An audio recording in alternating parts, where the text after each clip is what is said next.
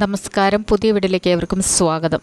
ഷൈനിയുടെയും കുഞ്ഞുങ്ങളുടെയും മരണം ഓരോ മനുഷ്യൻ്റെയും നോവാണ്. ഇന്നും 2 മാസങ്ങൾക്കിപ്പുറവും ഈ ഷൈനിക്കും കുഞ്ഞുങ്ങൾക്കും നീതി കിട്ടുന്നില്ലല്ലോ എന്നുള്ള ഒരു വേദന മാത്രമാണ് ബാക്കി. പിതാവിൻ്റെയും മാതാവിൻ്റെയും ചില വെളിപ്പെടുത്തലുകൾ വീണ്ടും നമ്മളിൽ വേദനകൾ സൃഷ്ടിക്കുകയാണ്. ഷൈനിക്കും മക്കൾക്കും എഡ്വിനെ കാണണമെന്നുള്ള അതിയായ മോഹത്തോടു കൂടിയായിരുന്നു ഭവനത്തിൽ കഴിഞ്ഞിരുന്നത്. ഷൈനിയെയും പെൺകുഞ്ഞുങ്ങളെയും എഡ്വിനെ കാണിക്കുന്നതിൽ നിന്നും നോബിയുടെ വീട്ടുകാർ വിലക്കിയിരുന്നു. ആ പിഞ്ചു മോന് അമ്മയും സഹോദരങ്ങളെയും കാണാൻ കഴിയാതെ ഹോസ്റ്റലിൽ ആക്കപ്പെട്ടു. അതുകൊണ്ട് തന്നെ ഷൈനിക്കും കുഞ്ഞുങ്ങൾക്കും അവിടെ നിന്ന് കാണുന്നതിനുള്ള അനുമതി ഉണ്ടായിരുന്നില്ല.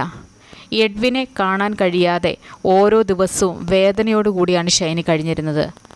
നൊന്ത് പ്രസവിച്ച സ്വന്തം മകനെ പോലും കാണാനുള്ള അനുമതി നൽകാതിരുന്ന ഒരു ഭർത്താവായിരുന്നു ഷൈനിക്കുണ്ടായിരുന്നത്.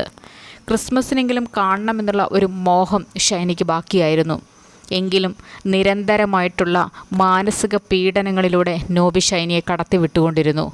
ഓരോ ദിവസം കഴിയും തോറും അടുത്ത ദിവസം കാണാം, പിന്നത്തെ ദിവസം കാണാം എന്നുള്ള മോഹത്തോടു കൂടി ഷൈനി ആ കുഞ്ഞിന് വേണ്ടി കാത്തിരുന്നു. അവസാനം മരണത്തിലേക്കുള്ള ചിന്തകൾ മനസ്സിൽ അത്യധികമായിട്ട് കടന്നുകൂടിയപ്പോഴും ഷൈനിക്ക് തൻ്റെ മകനെ അവസാനമായി ഒരു നോക്ക് കാണണമെന്നുള്ള കൊതിയുണ്ടായിരുന്നു. അത് ആളുകളുമായിട്ട് പങ്കുവയ്ക്കുകയും ചെയ്തിരുന്നു. ഭവനത്തിലെ പിതാവിനോടും മാതാവിനോടും പങ്കുവച്ചിരുന്നു. പക്ഷെ പിതാവിൻ്റെയും മാതാവിൻ്റെയും ശാരീരിക അസ്വസ്ഥതകൾ മൂലം, വാർദ്ധക്യ സഹജമായിട്ടുള്ള ശാരീരിക പ്രശ്നങ്ങളും മറ്റ് അസുഖങ്ങളും മൂലം എഡ്വിൻ്റെ അടുത്തേക്ക് പോകാൻ അവർക്കും സാധിച്ചിരുന്നില്ല. ഒരു മനുഷ്യനെ പരിഗണിക്കുന്നതിനൊരു പരിധിയുണ്ട് എന്ന് നമ്മളല്ലേ തീരുമാനിക്കുന്നത്. പക്ഷേ ഷൈനിക്ക് ആ ഭവനത്തിൽ മറ്റ് പ്രയാസങ്ങളൊന്നും തന്നെ നേരിട്ടിരുന്നില്ല. ആ കുഞ്ഞുങ്ങളെയും ഷൈനിയെയും പിതാവ് നോക്കിയിരുന്നു. ഷൈനിയുടെ നല്ലൊരു ഭാവിക്ക് വേണ്ടിയിട്ട് പലയിടങ്ങളിലും ജോലി അന്വേഷിക്കുകയും പല ടെസ്റ്റുകൾക്ക് കൊണ്ടു നടക്കുകയും ഈ പിതാവ് ചെയ്തിരുന്നു. പ്രായപൂർത്തിയായിക്കഴിഞ്ഞാൽ പിന്നെ സ്വന്തം കാലിൽ നിൽക്കുക എന്നുള്ളത് ഓരോ മനുഷ്യൻ്റെയും സ്വപ്നമാണല്ലോ. ഇവിടെ ഷൈനിയും അത് തന്നെയാണ് ആഗ്രഹിച്ചത്. അതിനുവേണ്ടിയുള്ള നെട്ടോട്ടത്തിലായിരുന്നു. തനിക്കൊരു ജോലി ലഭിച്ചു കഴിഞ്ഞാൽ തൻ്റെ 2 കുഞ്ഞുങ്ങളോടൊപ്പം എഡ്വിനെയും കൊണ്ടുവന്ന് ഒരുമിച്ച് ജീവിക്കാം, സന്തോഷത്തോടുകൂടി മുൻപോട്ട് പോകാം എന്നുള്ള ആഗ്രഹമായിരുന്നു. ഡിവോഴ്സിനായിട്ടും ഒക്കെയുള്ള പേപ്പറുകൾ മുൻപോട്ട് നീക്കാനുള്ള ആ തീരുമാനങ്ങൾക്കിടയിലും ഷൈനിക്ക് എഡ്വിനെ നഷ്ടപ്പെടുമോ എന്നുള്ള വേദന മാത്രം ബാക്കിയായിരുന്നു.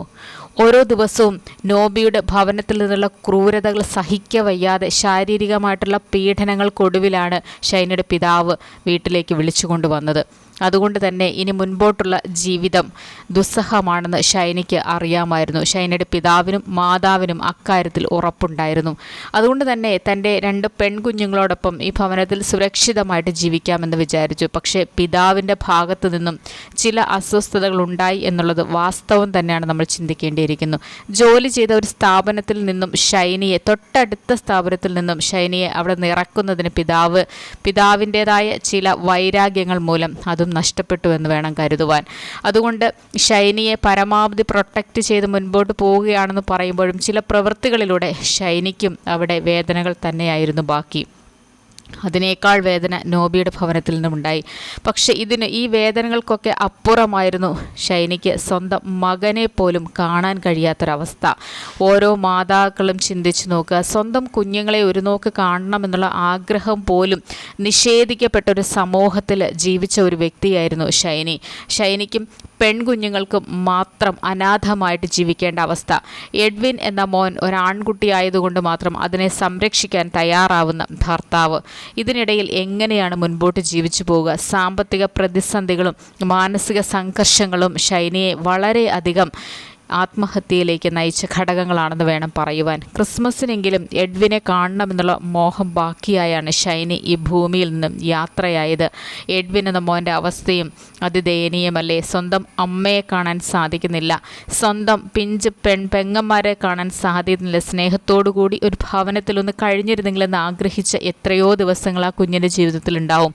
സ്നേഹമെന്നത് കൊടുക്കാൻ താല്പര്യമില്ലാത്തൊരു വീട്ടുകാരാണ് നോബിയുടെ വീട്ടുകാർ. അതുകൊണ്ട് തന്നെ ആ കുഞ്ഞ് ഇനിയും ആ വീട്ടിൽ സുരക്ഷിതമാണോ എന്ന് പോലും സംശയിക്കേണ്ടിയിരിക്കുന്നു.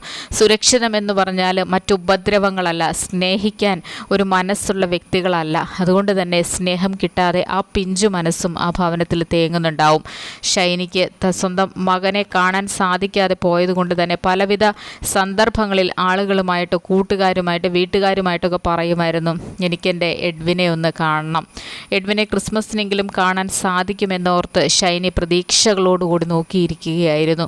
ഓരോ ദിവസവും ഷൈനിക്ക് തൻ്റെ മകനെ കാണാൻ സാധിക്കാത്തതിലുള്ള വേദന ഉള്ളിൽ നിറഞ്ഞു നിന്നിരുന്നു. അതൊരു ഡിപ്രഷനിലേക്ക് വരെ എത്തിയിരുന്നു എന്ന് പോലും സംശയിക്കേണ്ടിയിരിക്കുന്നു. സ്വന്തം കുഞ്ഞുങ്ങളെ കാണാതിരിക്കുമ്പോൾ ഉണ്ടാകുന്ന മാനസിക അസ്വസ്ഥത വളരെ വലുതാണ്. അത് മറ്റുള്ള എന്ത് കാര്യങ്ങൾ സഹിക്കേണ്ടി വന്നാലും അതിനപ്പുറമാണ് സ്വന്തം കുഞ്ഞിനെ കാണാതിരിക്കുമ്പോഴുണ്ടാകുന്ന അസ്വസ്ഥതകൾ. അത് മറ്റാരോടും പറഞ്ഞാൽ മനസ്സിലാവുന്നതല്ല. ഇവിടെ ഷൈനിയും അത്തരത്തിലുള്ള ഭീകരമായിട്ടുള്ള അവസ്ഥയിലൂടെ കടന്നുപോയൊരു വ്യക്തിയായിരുന്നു. അതുകൊണ്ട് തന്നെ ഷൈനിക്ക് തൻ്റെ കുഞ്ഞിനെ കാണാൻ സാധിച്ചില്ല. അവസാനമായിട്ട് ഒരു നോക്ക് തൻ്റെ കുഞ്ഞിനെ പോലും കാണാൻ സാധിക്കാതെ ഈ ഭൂമിയിൽ നിന്ന് യാത്രയായ മക്കളാണ് ഷൈനിക്കും കുഞ്ഞുങ്ങൾക്കും നീതി കിട്ടുക തന്നെ വേണം.